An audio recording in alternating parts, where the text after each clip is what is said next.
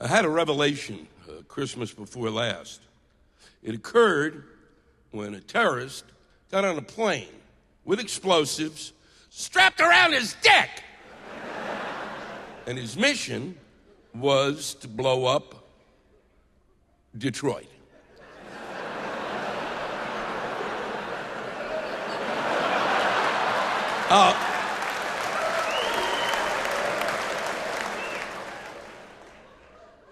I was waiting. Some of you didn't seem to get that was the punchline. I mean, he'd have been hard-pressed to find a building left to blow up. It's unbelievable to me. I wondered for a long time, why Detroit?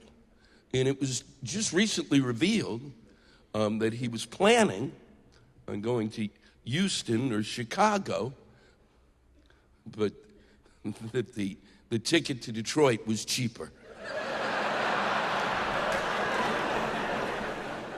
As frightening as that was, just as frightening was what occurred right afterwards. It occurs whenever there's a terrorist threat or attack.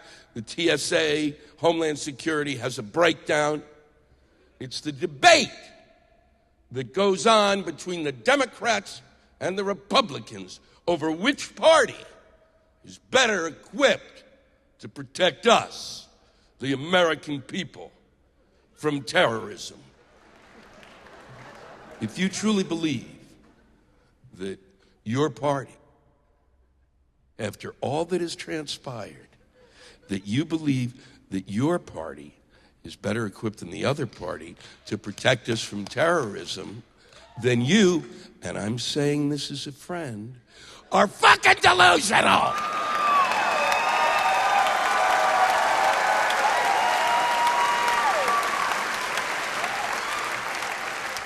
There's nothing to be debated, okay?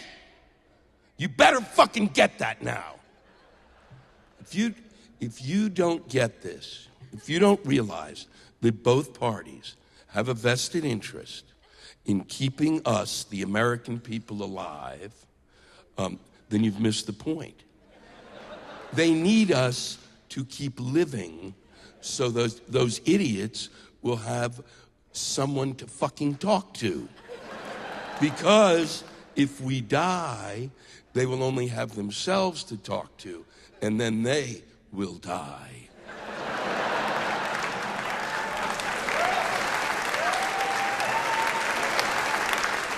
What has to happen when something like that occurs is that both parties have to then go off together and discuss what needs to be done. If they really desperately need to debate, then each party should pick someone to tell us which of them has the better nipples. We don't have time for that debate. Why? Because we Americans have shit to do.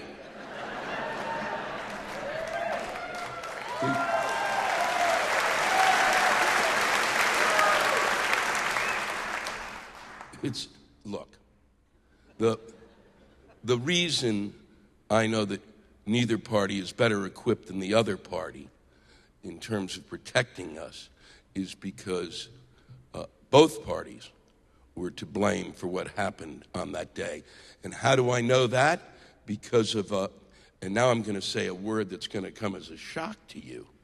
I know it because of a fact. That's the word you never hear.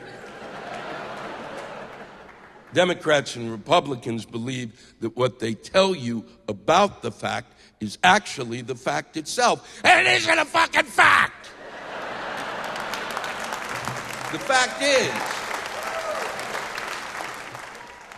fact is that both parties were to blame because neither parties, in the 8.5 years from 9/11, were capable of getting the list of names of all of the terrorists and the would-be terrorists to all of the airports in the world.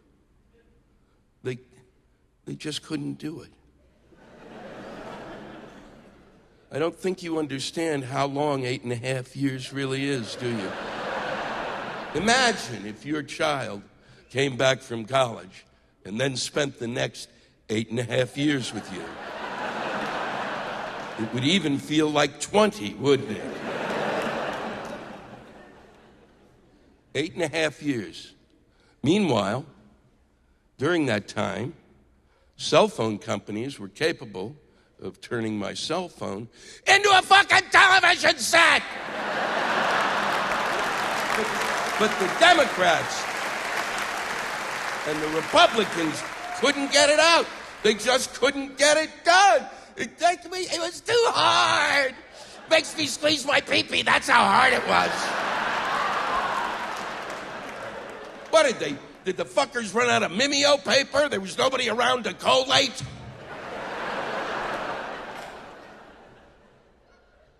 Eight and a half years ago, I could have gotten a barge and taken it to the harbor of New York City where I live, and in that barge, I could have filled it up with donkeys, stem to stern, packed with donkeys, and on the back of each and every donkey would be a list of the names of all the terrorists, or would-be terrorists, and I could have pushed that barge away from shore.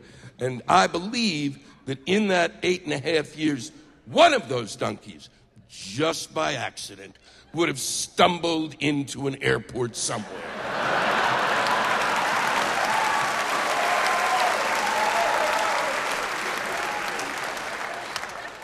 The other reason that I know that both parties were to blame is because neither the Democrats nor the Republicans or anyone that we have hired whose job it is on a daily basis to come up with scenarios over what a terrorist might do, that nobody within the borders of the United States at any time had the thought that there would be a terrorist with explosives strapped around his dick and that he would try to blow up Detroit.